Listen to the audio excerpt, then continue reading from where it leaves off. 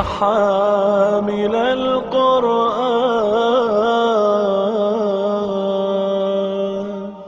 یا معشر الجن والانس، اے جنوں اور انسانوں، الم یاتکم رسل منکم، کیا کبھی نہیں آئے تھے تمہارے پاس تم ہی میں سے پیغمبر، یقصون علیکم آیاتی، جو تمہیں میری آیات پڑھ پڑھ کر سناتے تھے، وَيُنذِرُونَكُمْ لِقَاءَ يَوْمِكُمْ هَٰذَا، اور تمہیں تمہارے اس دن کے بارے میں خبردار کرتے تھے. قالوا شہدنا، وہ کہیں گے کہ ہم گواہی دیتے ہیں علی انفسنا، اپنے خلاف، یعنی ہم اپنے گناہوں کا، اپنی تقصیر کا اعتراف کرتے ہیں. وغرتہم الحیات الدنیا، جبکہ انہیں دنیاوی زندگی نے دھوکہ دیا تھا. وشہدوا علی انفسہم انہم کانوا کافرین، اور اب وہ خود ہی اپنے اوپر گواہی دیں گے کہ وہ کفر کرتے تھے. یہاں ایک بات تو یہ واضح ہو گئی کہ جیسے جن جیسے انسان اللہ تعالیٰ کو جواب دے ہیں، اسی طرح جنات بھی اللہ تعالیٰ کو جواب دے ہیں. یعنی اللہ تعالیٰ نے انہیں کچھ اختیار جو ہے وہ دیا ہے، رائٹ یا لیفٹ جانے کا، حق کو اختیار کرنے یا گمراہی کو اختیار کرنے کا. اللہ تعالیٰ کی باقی جو مخلوقات ہیں، پہاڑ ہیں، درخت ہیں، پرندے ہیں، ان کو اللہ تعالیٰ نے پروگرام کر دیا ہے. اللہ تعالیٰ ہی کی اس پروگرامنگ کے مطابق وہ چلتے ہیں، انہیں اللہ تعالیٰ کے حکم سے سرتابی کرنے کا کوئی اختیار نہیں. سورج کو اللہ تعالیٰ نے جو پروگرام دے دیا ہے وہ اس پروگرام کے مطابق طلوع ہوتا اور غروب ہوتا ہے. چاند کا پروگرام بھی اللہ تعالیٰ نے اس کو دے دیا ہے، ہر ستارے کا پروگرام بھی اللہ تعالیٰ نے اس کو دے دیا ہے. ہر بیج کا، ہر درخت کا، ہر کیڑے مکوڑے کا، ہر پرندے کا، ہر جانور کا اللہ تعالیٰ نے پروگرام دیا ہے، وہ اسی کے مطابق چلتا ہے. اس کے پاس اختیار نہیں ہے کہ وہ اس سے ادھر ادھر ہو سکے، زیادہ اس کا حساب نہیں. حساب کہاں ہوتا ہے؟ جب کسی کو ذمہ داری دی جاتی ہے اور اس کو اختیار دیا جاتا ہے کہ تم یوں بھی کر سکتے ہو، یوں بھی کر سکتے ہو، لیکن میری انسٹرکشن یہ ہے. جیسے کسی بھی ادارے میں جو بھی اس کا چیف ایگزیکٹو ہے، وہ اپنے مینیجرز کو ایک پروگرام دیتا ہے، لیکن ساتھ ہی انہیں فری ہینڈ بھی دیتا ہے. اب جو سارا کا سارا اس کا محاسبہ ہے اس فری ہینڈ کے اعتبار سے ہے کہ میں نے یہ انسٹرکشن دی تھی اور تمہیں فری ہینڈ دیا تھا، تم نے میری انسٹرکشن کے مطابق کام کیا ہے کہ نہیں. اب چونکہ یہاں پر جنوں اور انسانوں سے خطاب ہو رہا ہے اور قیامت کا منظر کھینچا جا رہا ہے، اور بھی دوسرے مقامات پر اس کی وضاحت ہے، مثلا سورہ زمر میں انہی الفاظ کے ساتھ ان سے پوچھا جائے گا. وہاں انداز اختیار کیا گیا ہے کہ جب انسانوں کا گروہ جہنم کے دروازے پر پہنچے گا تو جہنم کے جو گارڈز ہوں گے وہ ان سے پوچھیں گے، لم یاتکم رسل منکم یقصون علیکم آیات اللہ وینذرونکم لقاء یومکم ھذا، اس طرح کے الفاظ جو ہے وہ آپ کو وہاں میں مل جائیں گے. اور چونکہ یہاں پر جنوں کو بھی انکلوڈ کیا گیا ہے تو معلوم ہوا کہ جنوں کا بھی کوئی اختیار تھا، اب بھی ہے، اور ان سے بھی قیامت کے دن سوال ہونا ہے. روایات سے پتہ چلتا ہے کہ سورہ جن میں جس واقعے کا ذکر ہے کہ جنوں کی ایک گروہ، جنوں کی ایک جماعت کا گزر ہو رہا تھا، جہاں نبی اکرم صلی اللہ علیہ وسلم اپنے کسی غزوے کے دوران پڑاؤ ڈالے ہوئے تھے اور آپ فجر کی نماز پڑھا رہے تھے. تو جنوں کی ایک گروہ کا وہاں سے گزر ہوا، انہوں نے قرآن مجید سنا تو وہ سمجھ گئے کہ اب سمجھ میں آئی ساری بات کہ ہم جو محسوس کرتے تھے کہ ہم پر کچھ پابندیاں لگ گئی ہیں، کچھ پہرے لگ گئے ہیں. پہلے ہم اوپر جو اونچی لیول کے فرشتے ہیں ان کی سن گن اور ان کے درمیان جو کمیونیکیشن ہو رہی ہوتی تھی ہم اس کو ہیک کیا کرتے تھے، اور زمین میں جو ہمارے وکیلین بیٹھے ہوئے ہیں، ہمارے کلائنٹس بیٹھے ہوئے ہیں، ہم ان کو انفارمیشن دیتے اور ان کلائنٹس کی دکانداری جو ہے وہ چمکا کرتے تھے. اب کچھ عرصے سے ہم دیکھ رہے تھے کہ جو ہی ہم اوپر بڑھنے لگتے ہیں تو کوئی نہ کوئی انگارہ آ کر میزائل کی طرح ہمیں مارتا ہے. چکر کیا ہے سمجھ میں نہیں آ رہا تھا، یہ سمجھ میں آ گیا کہ یہ جو آخری کلام نازل ہو رہا تھا اللہ تعالیٰ نے آسمان پر پہرے لگائے دیے ہوئے تھے کہ اس کو ہیک نہ کیا جا سکے، اور فرشتوں کا پہرا بھی ہوتا تھا ساتھ، اور ساتھ ہی جو بھی جنات میں سے آگے بڑھنے کی کوشش کرتا تھا یا اسے ہیک کرنے کی کوشش کرتا تھا یا ہیک کرنے کا امکان ہو سکتا تھا، اس کو کور کرنے کے لیے ان پر انگارے پھینکے جاتے تھے، ان پر میزائل پھینکے جاتے تھے۔ تو انہوں نے جب یہ قرآن سنا، سورہ جن کا آغاز انہیں الفاظ سے ہوتا ہے کہ کہہ دو کہ ایک جنوں کی ایک جماعت نے قرآن مجید کو سنا تو پکار اٹھے، انا سمیعنا قرآنا عجبا یہدی الی الرشد فآمنا بہ، جو ہدایت کا راستہ دکھاتا ہے ہم تو اس پر ایمان لے آئے۔ تو معلوم ہوا کہ جن بھی قرآن مجید پر ایمان لائے، اور اس سے ایک بات ثابت ہوئی کہ نبی اکرم صلی اللہ علیہ وسلم کی رسالت جو تھی اس وقت کے یا قیامت تک آنے والے جنوں کے لیے بھی تھی، اس لیے تو وہ ایمان لائے قرآن مجید پر، رسول اللہ صلی اللہ علیہ وسلم پر۔ اور اس سے ایک اشارہ یہ ملتا ہے کہ جو پہلے انبیاء کرام تھے وہ بھی انسانوں کے لیے بھی تھے اور جنات کے لیے بھی تھے، لیکن یہاں پر جو ایک لفظ آیا ہے وہ ذرا اس کی تائید نہیں کرتا۔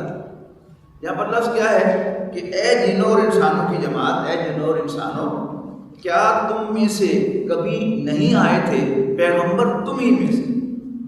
اب جو انبیاء کرام انسانوں کے پیغمبر ہیں، انسانوں کی طرف بھیجے ہوئے، وہ تو انسانوں میں سے ہیں، اور کوئی بھی پیغمبر حضرت آدم علیہ السلام سے لے کر رسول اللہ صلی اللہ علیہ وسلم تک وہ جنوں میں سے نہیں آئے۔ تو اس سے یہ اشارہ ملتا ہے کہ ان کے اپنے پیغمبر ہوں گے جب وہ زمین پر تھے، یعنی روایت یہی ہے کہ ہم سے پہلے زمین پر جنات آباد تھے، اور پھر انہیں یہاں سے بے دخل کر دیا گیا اور ان کا وہ معاملہ ختم کر دیا گیا کہ اب اس کے بعد جو بھی انسانوں کے پیغمبر ہیں ان سے وہی رہنمائی لیتے ہیں۔ واللہ عالم کے اصل کیفیت کیا ہے، اس لیے کہ جنات کا ایک پورا علیحدہ شعبہ ہے اور اس کی اپنی ایک اسپیشلائزیشن ہے، اور میں اس کا اعتراف کرتا ہوں کہ مجھے جنات کے بارے میں کوئی زیادہ معلومات حاصل نہیں ہیں، اور نہ ہی مجھے اس کا کوئی خاص شوق ہے۔ یعنی قرآن مجید پڑھتے ہوئے محسوس ہوتا ہے کہ یہ بات چاہیے کہ اس کو پروو کیا جائے، اور جن لوگوں نے جنات پر کوئی قابو پانے کی کوشش کی ہے، جنات جو ہیں وہ خاصا رزسٹ کرتے ہیں، اور پھر رزسٹ بھی کرتے ہیں، اور پھر وہ ان کو تنگ بھی کرتے ہیں باقاعدہ، تو ظاہر ہے کہ اس چکر میں پڑھنے کی ضرورت نہیں ہے۔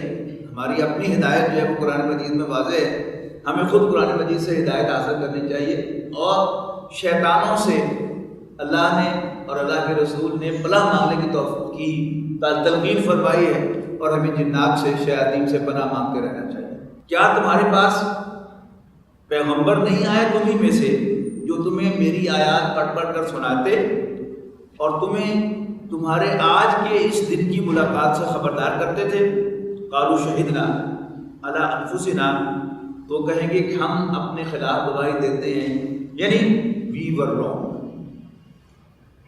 وغرتہم الحیات الدنیا، اور انہیں دنیاوی زندگی میں دھوکہ دیا۔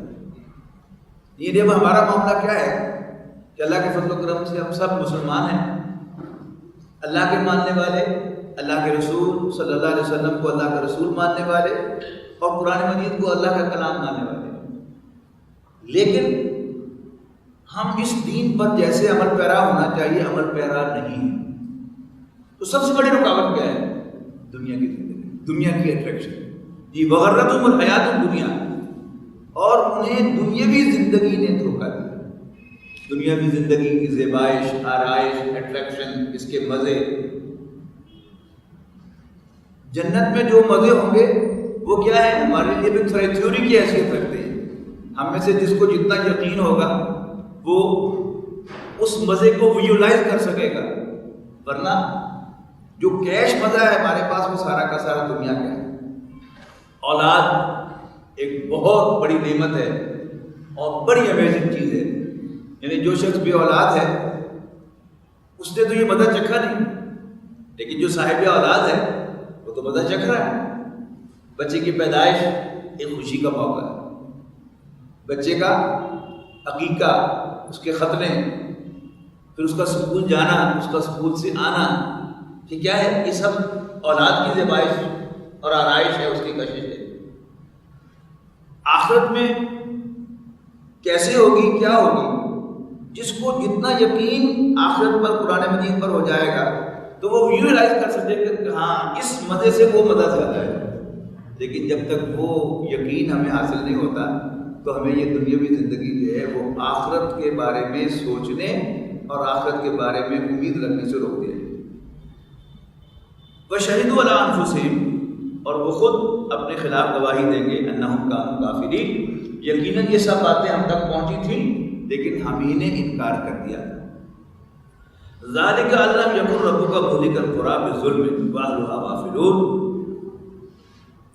اور یہ اس لیے ہے کہ آپ کا رب کسی قوم کو ہلاک کرنے والا نہیں ہے، کسی بستی کو، از راہ ظلم۔ اللہ تعالیٰ نے ایک اصول بیان کیا ہے سورہ بنی اسرائیل میں کہ ہم کسی بستی کو ہلاک نہیں کرتے، کسی بستی کے رہنے والے کو، حتیٰ نبعث فیہم رسولا، جہاں تک کہ ہم ان میں ایک رسول بھیجیں۔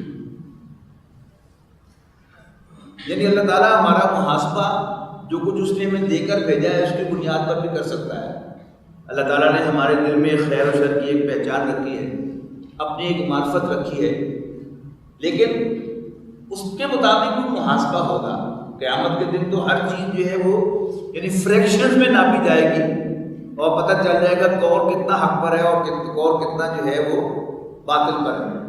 لیکن اس دنیا میں چونکہ انسان جو ہے وہ سب اکٹھے رہتے ہیں، کافر اور مسلمان اکٹھے رہتے ہیں اور نیک اور شریر لوگ اکٹھے رہتے ہیں، لہذا اس دنیا میں اللہ تعالیٰ اس وقت تک کسی قوم کو عذاب سے دوچار نہیں کرتا جب تک ان میں کوئی رسول نہ بھیجے۔ آپ دیکھ لیں تاریخ کے اندر قوم نوح، قوم ہود، قوم صالح، قوم لوط، قوم شعیب اور فرعون، یہ سب کے سب کیوں کب ہلاک ہوئے؟ پہلے حضرت نوح علیہ السلام کو بھیجا گیا اور 950 سال تک انہیں تبلیغ کرنے کا موقع دیا گیا، انہیں اللہ کی طرف بلانے کا موقع دیا گیا۔ جب یہ اس قوم نے یہ ثابت کر دیا کہ ان میں خیر کی کوئی رتی بھی نہیں، اس لیے کہ جو حضرت نوح علیہ السلام کی آخری پکار ہے سورہ نوح میں کہ ربی لا تذر علی الارض من الکافرین دیارا، کہ اللہ زمین پر کافروں کا کوئی گھرانہ بستا نہ چھوڑ، ربی انک ان تذرہم یضلوا عبادک، اس لیے کہ اللہ اے میرے رب اگر تو نے ان کو چھوڑا تو یہ تیرے بندوں کو گمراہ کرے گا، ولا یلدوا الا فاجرا کفارا، اور اب یہ جو اولاد بھی جنم دیں گے وہ ناشکری اور گناہ گار ہوگی، تیری نافرمان ہوگی، اس لیے مجھے کوئی خیر کی توقع نہیں ہے۔ یعنی اس کو اگر کمپیئر کیجئے کہ نبی اکرم صلی اللہ علیہ وسلم کی حیات طیبہ کا سخت ترین دن طائف کا دن ہے، جب حضرت جبرائیل علیہ السلام پہاڑوں کے فرشتے کو لے کے آئے، اگر آپ اجازت دیں تو ان کو طائف کو ان دو پہاڑوں کے درمیان پیش دیا جاتا، آپ نے فرمایا نہیں کیا جب ان کی اولاد میں سے کوئی دیندار پیدا ہو جائے، اور ہم جو ہندوستان کے رہنے والے ہیں تو ہم تک اسلام کا تعارف جو ہے محمد بن قاسم کے ذریعے سے ہوا، اور ان کا تعلق اسی بستی سے تھا، اسی خاندان سے تھا، سبز خاندان سے تھا کہ جو طائف کا رہنے والا تھا۔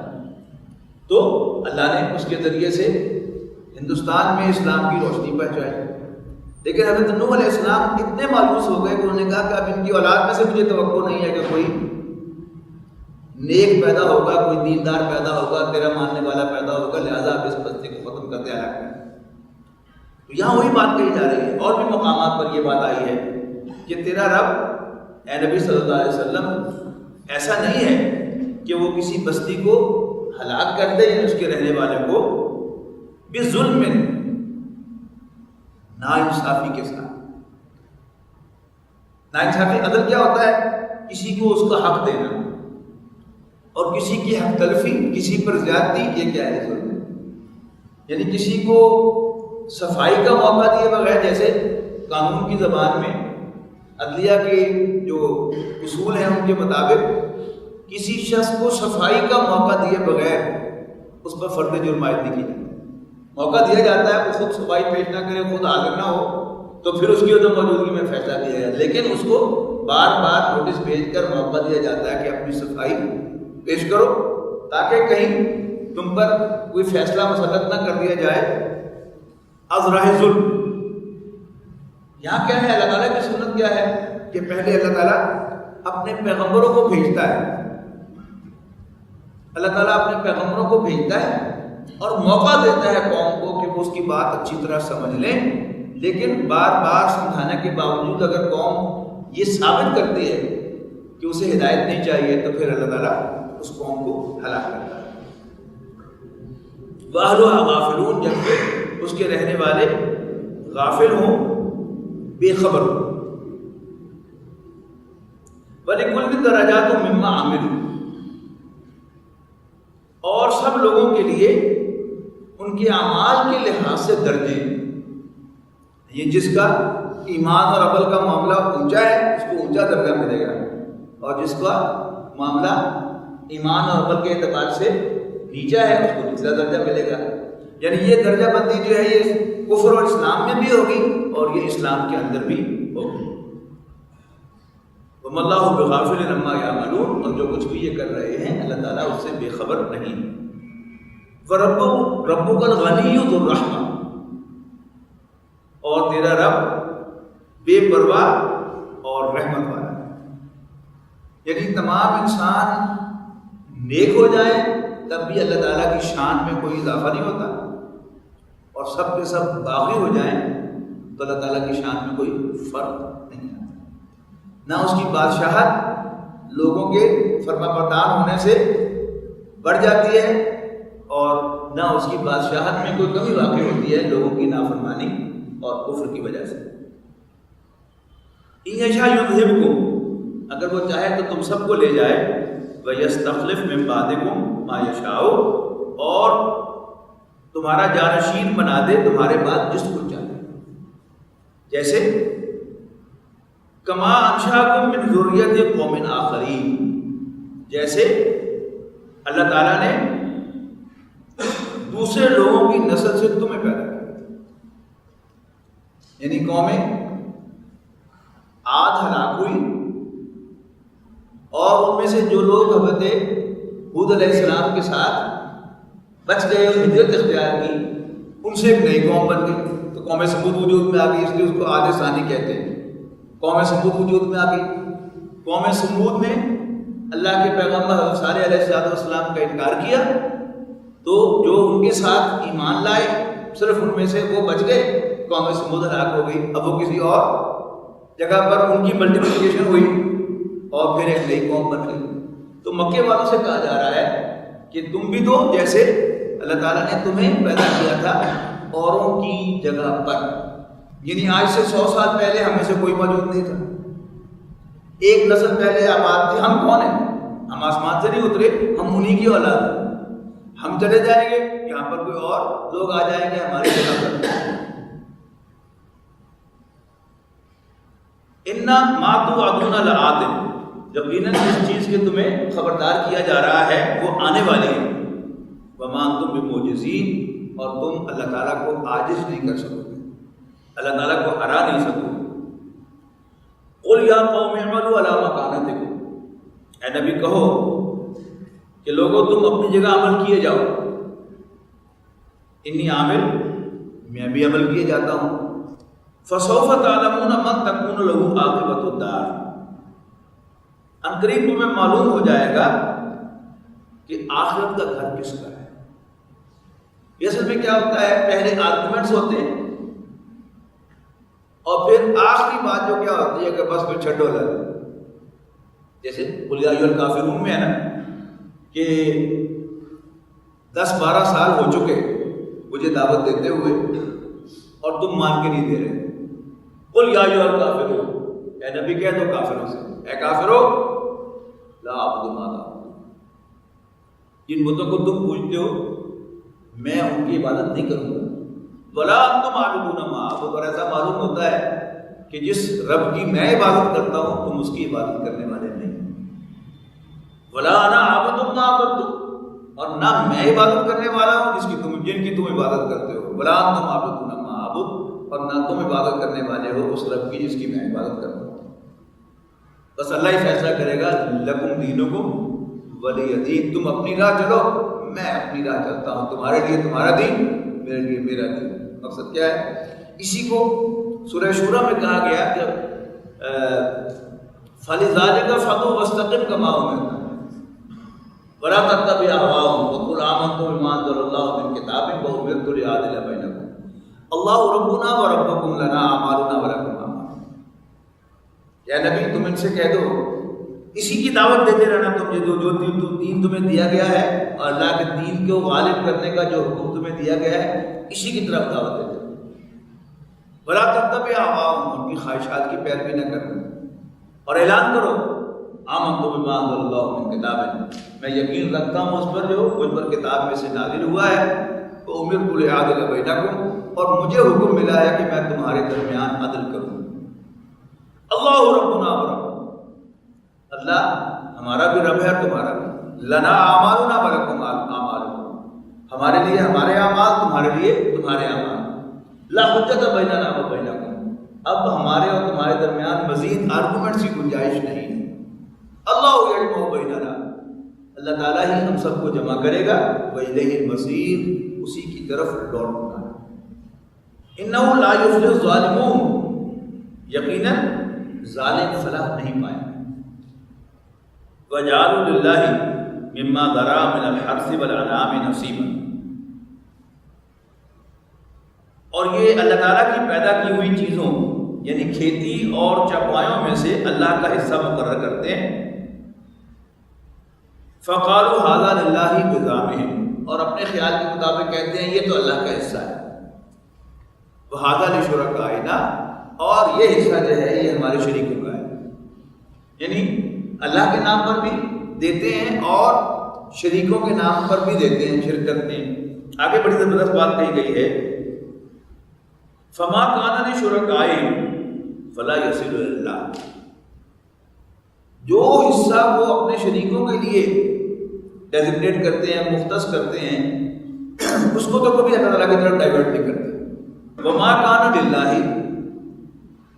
البتہ جو اللہ کا ہے، فَهُوَ يَصِلُ إِلَىٰ شُرَكَائِهِمْ، تو وہ شریکوں کی طرف ڈائیورٹ ہو جاتا ہے. یعنی ہم اللہ کے فضل و کرم سے شرک تو نہیں کرتے، لیکن ہم نے اپنے بجٹ میں سے اگر حصہ مقرر کیا ہے کہ اتنا اللہ کے نام پر دینا ہے اور اتنا جو ہے وہ ہم نے اپنے اخراجات میں اور اتنا سیکس پارٹی میں ریکریشن کے لیے جو ویسٹ کا انداز ہے جو ہم اپنائے ہوئے ہیں وہ کرنا ہے.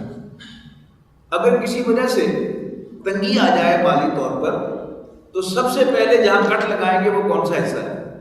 وہ اللہ تعالیٰ کا حصہ ہے. حالانکہ ہونا تو یہ چاہیے.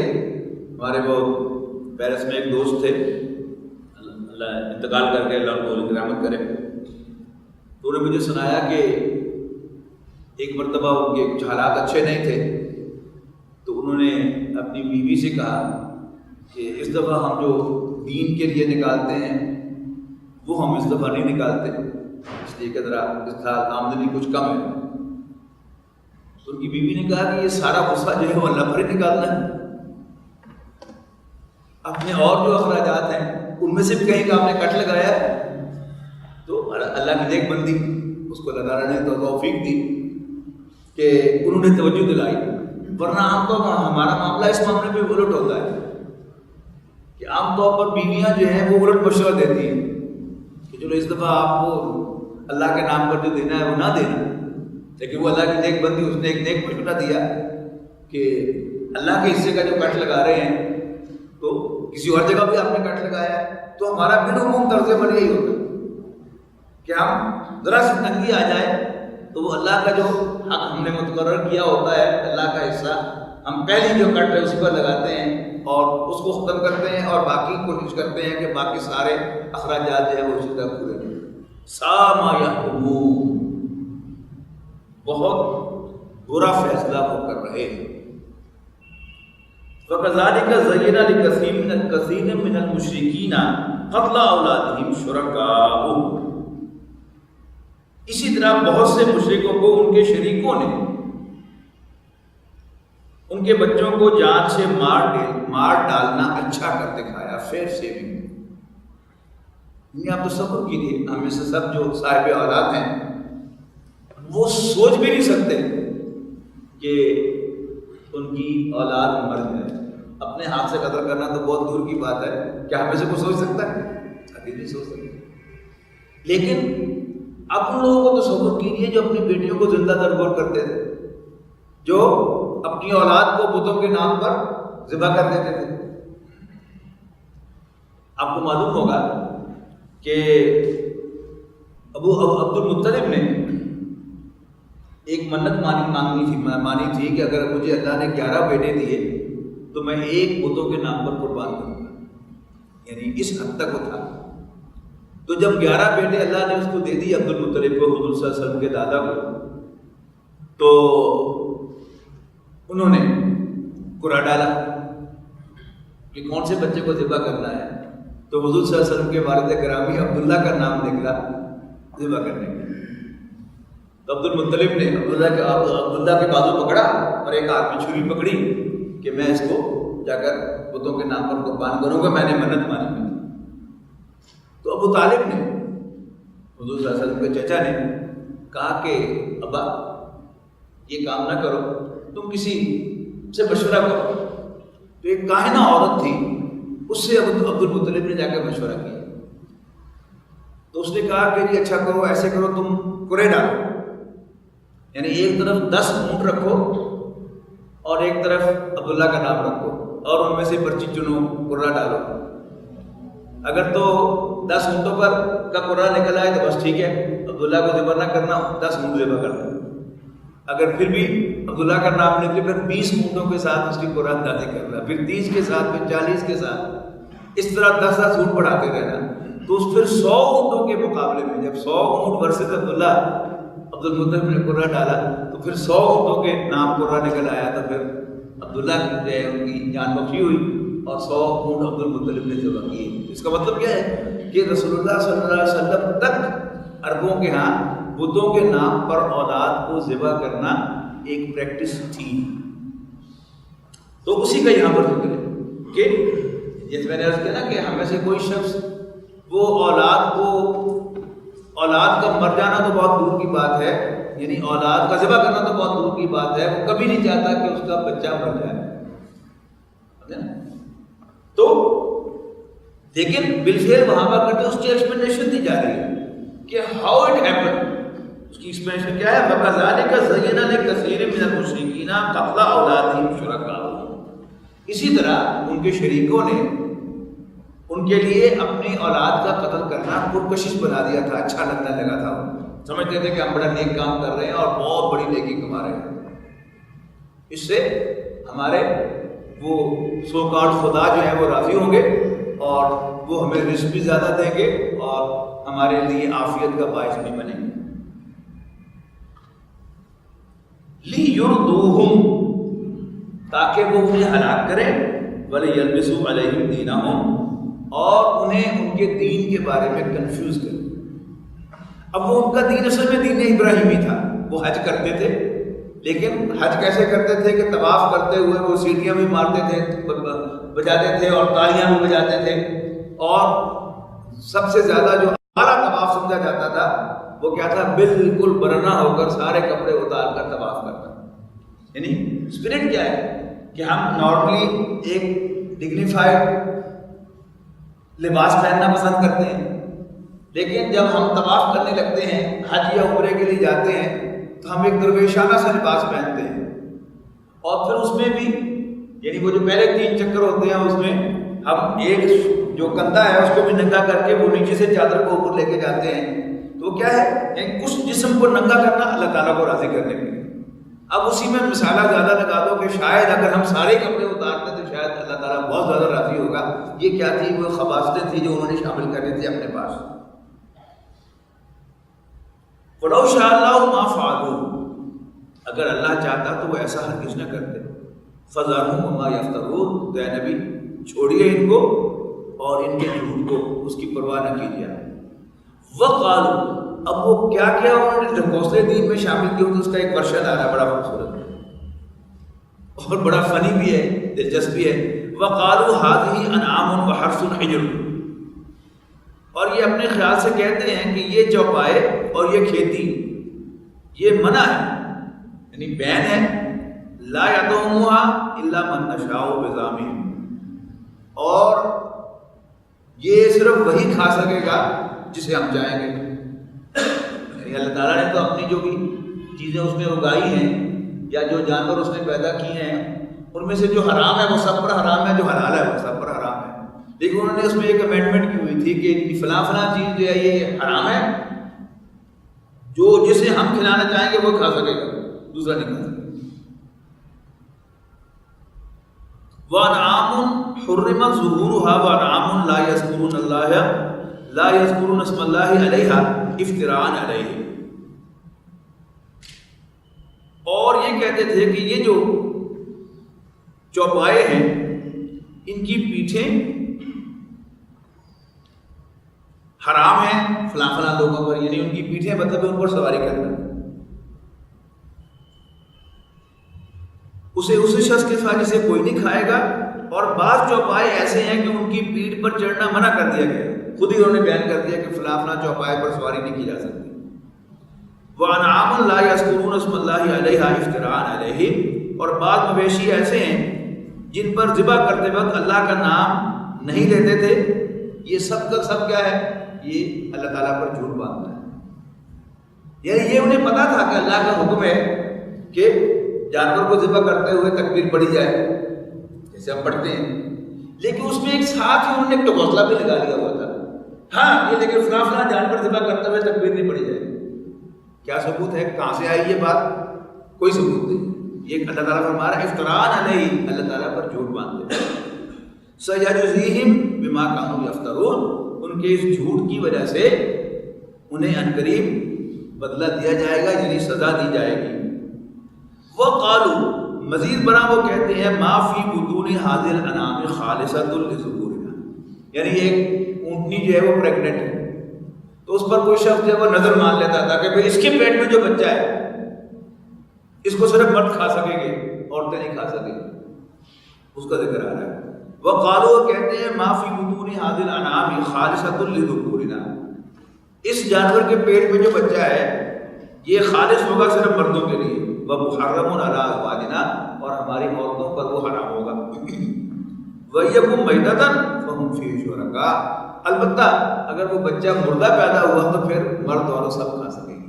یعنی ایسی نان سینس بات ہے کہ ویسے ہی ہنسی آتی ہے یہ پڑھ کر، بہرحال ان کے ہاں یہ نیکی کے کام اور عبادت کے کام سمجھے جاتے تھے اور باقاعدہ it was in their practice. سَيَجْزِيهِمْ وَصْفَهُمْ، عنقریب اللہ تعالیٰ ان کو ان کے ٹکوسلوں کی سزا دے گا۔ انہو حکیم علیم، بے شک اللہ تعالیٰ حکمت والا، دانا اور جاننے والا ہے۔ قد خسر الذین قتلوا اولادهم سفہا بغیر علم، جن لوگوں نے اپنی اولاد کو بے وقوفی اور ناسمجھی سے قتل کیا، وہ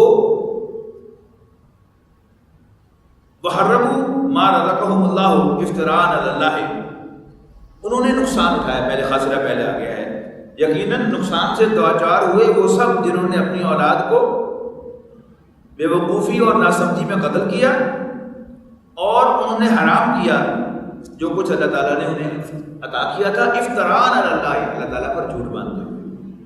قد ضلوا، یقیناً وہ گمراہ ہو گئے، وما کانوا مہتدین، اور ہرگز ہدایت یافتہ نہ رہے۔ وَهُوَ الَّذِي أَنشَأَ جَنَّاتٍ مَّعْرُوشَاتٍ وَغَيْرَ مَعْرُوشَاتٍ، اور اللہ تعالیٰ یہ تو ہے کہ جس نے باغ پیدا کیے، معروشات، چھتریوں پر چڑھنے والے، وغیرہ معروشات، اور چھتریوں پر نہ چڑھنے والے، یعنی جیسے انگور کی بیل ہے، انگور جو ہے وہ زمین پر نہیں اگتا، اس کی بیل ہوتی ہے جس کو چڑھا دیا جاتا ہے اوپر، پھر اوپر جا کر وہ پھیل جاتی ہے، اس کا ذکر ہو رہا ہے۔ اس طرح کے جتنے بھی پھل ہیں یا سبزیاں ہیں، معروشات وغیرہ معروشات، والنخل والزرع، نخل کہتے ہیں کھجور کے درختوں کو، والزرع، اور کھیتیاں، مختلفاً اکلہ، جن کے ذائقے مختلف ہیں۔ اور یہ اللہ تعالیٰ کی بہت بڑی نشانیوں میں سے ہے کہ اللہ تعالیٰ ایک ہی زمین سے، یعنی ایک زمین ہے، اس کے اندر جو مختلف نمکیات کا تناسب ہے وہ ایک جگہ پر ایک جیسا ہوگا نا، اور پانی ایک ہی پانی سب کو سیراب کرتا ہے، لیکن ایک اتنا سا بیچ فرق ہوتا ہے جس کی بنیاد پر درخت بھی مختلف، ان پر لگنے والے پھل بھی مختلف، اور ان سب کے ذائقے بھی مختلف۔ یہ اللہ تعالیٰ کی شان ہے کہ وَهُوَ الَّذِي أَنشَأَ جَنَّاتٍ مَّعْرُوشَاتٍ وَغَيْرَ مَعْرُوشَاتٍ وَالنَّخْلَ وَالزَّرْعَ مُخْتَلِفًا أُكُلُهُ وَالزَّيْتُونَ وَالرُّمَّانَ مُتَشَابِهًا وَغَيْرَ مُتَشَابِهٍ، اور زیتون اور انار ایک دوسرے سے ملتے جلتے بھی اور ایک دوسرے سے ڈفرینٹ۔ کلوا من ثمرہ اذا اثمر، اور کھاؤ ان چیزوں کے پھلوں میں سے جب وہ پھل لائیں۔ ظاہر ہے پتے تو نہیں کھائے جاتے، ہر درخت کا پھل کھایا جاتا ہے، تو کلوا من ثمرہ اذا اثمر، تو جب وہ پھل لائے تو اس کا پھل کھاؤ۔ وَآتُوا حَقَّهُ يَوْمَ حَصَادِهِ، اور اللہ تعالیٰ کا حق بھی ادا کرو جس دن تم اسے کاٹو۔ یعنی یہ جو پروڈیوس ہے اس کا اگر بارانی زمین ہو تو اس کا عشر ہوتا ہے، اللہ کے راستے میں دینا ہوتا ہے، اور اگر آبپاشی والی جو آپ نے خود آبپاشی کی ہو، اس کو سیراب کیا ہو پانی سے، تو اس کا نصف عشر ہے۔ یعنی اگر بارانی زمین ہے تو اس کا 10% جو اللہ کا حصہ ہے، اور اگر دوسری زمین ہے جس کو خود سیراب کیا جاتا ہے تو پھر اس کا 5% جو ہے وہ اللہ تعالیٰ کا حصہ ہے۔ یعنی زکوٰۃ جو ہے وہ یاد رکھیے گا وہ 2.5% ہے، لیکن وہ جو زمین کی پروڈیوس ہے، اس لیے کہ جو تجارت کا مال ہے اس تجارت کے مال میں ساری کی ساری جو ہے وہ اکثر و بیشتر محنت جو ہے وہ انسان کی ہوتی ہے۔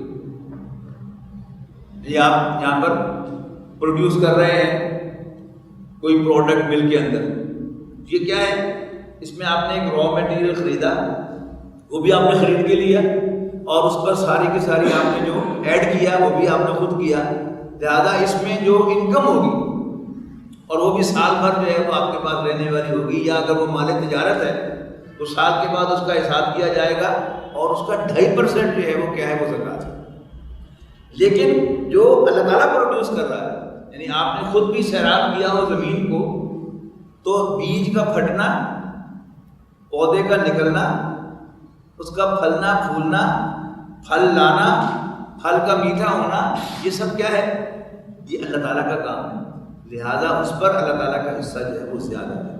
اگر بارانی زمین ہے تو 10% ہے، اور اگر خود آبپاشی کے ذریعے سے اس کو سیراب کیا گیا ہے، خواہ وہ ٹیوب ویل ہو، خواہ وہ نہری پانی ہو، خواہ وہ اور کوئی سورس ہو، تو وہ کیا ہے؟ اس پر پروڈیوس پر 5% جو ہے وہ اللہ تعالیٰ کا حصہ ہے، اس کا یہاں پر ذکر کریں۔ وَلَا تُسْرِفُوا، اور بے جان نہ اڑاؤ، اسراف فضول خرچی نہ کرو، اِنَّهُ لَا يُحِبُّ الْمُسْرِفِينَ، بے شک اللہ تعالیٰ بے جا اڑانے والوں، فضول خرچی کرنے والوں کو پسند نہیں فرماتا۔ وَمِنَ الْأَنْعَامِ حَمُولَةً وَفَرْشًا، اور چوپایوں میں سے بوجھ اٹھانے والے بھی ہیں، اور وہ بھی ہیں کہ جو زمین کے ساتھ لگے ہوئے۔ کلوا مما رزقکم اللہ، اور بوجھ اٹھانے کے لیے کون سے جانور کام آتے ہیں؟ جن کی ٹانگیں لمبی ہیں، گھوڑا ہے، گدھا ہے۔ بکری اٹھنا جو ہے وہ بوجھ اٹھانے کا کام نہیں آتی، گدھا آئے گا، خچر آئے گا، اونٹ آئے گا، گھوڑا آئے گا، یہ کیا ہے؟ یہ حمولتاً ہے، بوجھ اٹھانے والے۔ کلوا مما رزقکم اللہ، جو کچھ اللہ نے تمہیں عطا کیا اس میں سے کھاؤ، ولا تتبعوا خطوات الشیطان، اور شیطان کے نقوش پاک کی پیروی نہ کرو، انہ لکم عدو مبین، یقیناً وہ تمہارا کھلا دشمن ہے۔ ثمانیۃ ازواج، یہ بڑے چھوٹے چوپائے 8 قسم کے ہیں، من الضان اثنین و من الماعز اثنین، اور بھیڑوں میں سے بھی 2 ہیں، یعنی مذکر مؤنث، اور بکریوں میں سے بھی 2 ہیں، یعنی مذکر اور مؤنث۔ قل، ان سے پوچھو، الذکرین حرم ام الانثیین، کیا اللہ تعالیٰ نے بکریوں اور بھیڑوں کے مذکروں کو حرام کیا ہے یا مؤنثوں کو حرام کیا ہے؟ ام اشتملت علیہ ارحام الانثیین، یا ان ان کی مادریوں کے ان کی مونسوں کے پیٹوں میں جو بچہ ہے اس کو حرام کیا ہے. نبئونی بعلم ان کنتم صادقین، بتاؤ علم کی بنیاد پر پروف کرو کہ یہ حکم تمہیں کہاں سے اللہ تعالیٰ نے دیا ہے، کہاں لکھا ہوا ہے اگر سچے ہو. وَمِنَ الْإِبِلِ اثْنَيْنِ وَمِنَ الْبَقَرِ اثْنَيْنِ، اور اسی طرح اونٹوں میں سے بھی دو دو ہیں یعنی مذکر اور مؤنث، اور گایوں میں سے بھی دو دو ہیں مذکر اور مؤنث. قُلْ آذَكَرَيْنِ حَرَّمَ أَمِ الْأُنثَيَيْنِ، ان سے پوچھو کہ کیا اللہ تعالیٰ نے دونوں مذکروں کو حرام کیا ہے یا دونوں مؤنثوں کو حرام کیا ہے. اَمَّا اشْتَمَلَتْ عَلَيْهِ أَرْحَامُ الْأُنثَيَيْنِ، یا مادیوں کے پیٹ میں جو لپٹ رہا ہے بچہ وہ تم پر اللہ تعالیٰ نے حرام کیا ہے. أَمْ كُنتُمْ شُهَدَاءَ إِذْ وَصَّاكُمُ اللَّهُ بِهَذَا، اِذْ وَصَّاكُمُ اللَّهُ بِهَذَا، کیا تم اس وقت موجود تھے جب اللہ تعالیٰ نے تمہیں ایسا کرنے کا حکم دیا تھا کہ یہ حرام ہے یا وہ حرام ہے یا ان کے پیٹوں میں جو بچہ ہے وہ حرام ہے. ام کنتم شہداء اذ وصاکم اللہ بہذا فمن اظلم ممن افترى علی اللہ، تو اس سے بڑھ کر ظالم کون ہے جو اللہ تعالیٰ پر جھوٹ باندھتا ہے. اللہ کذبا، اللہ تعالیٰ پر جھوٹا افطرا کرتا ہے یعنی جھوٹ باندھتا ہے. لیضل الناس بغیر علم، تاکہ بغیر علم کے وہ لوگوں کو گمراہ کرے. ان اللہ لا یہدی القوم الظالمین، بے شک اللہ تعالیٰ ظالموں کو راستہ نہیں دکھاتا. یہاں اس سیاق و سباق میں یہ ظلم، یہ تو شرک ہے ہی ہے ظلم، یہ اللہ تعالیٰ پر جھوٹ باندھنا یہ بھی کیا ہے، یہ ظلم. اپنے پاس سے دین میں کوئی بات شامل کرنا یہ بھی کیا ہے، یہ ظلم. آپ کا ارادہ کتنا ہی اچھا کیوں نہ ہو، مثلا دین میں کوئی بات جو ہے وہ فرض نہیں ہے لیکن آپ سمجھتے ہیں کہ یہ تو بڑی اچھی چیز ہے اور اس کی آج معاشرے میں بڑی ضرورت ہے تو آپ اس کو فرض قرار دے دیں، تو یہ بھی کیا ہے کہ دین میں غلو شمار ہوگا.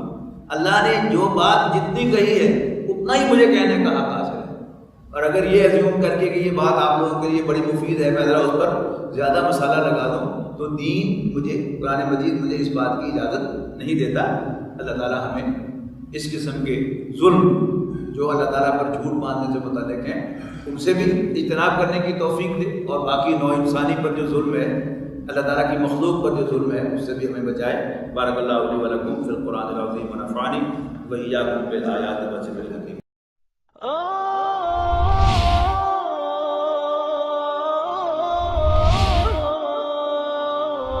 يا حامل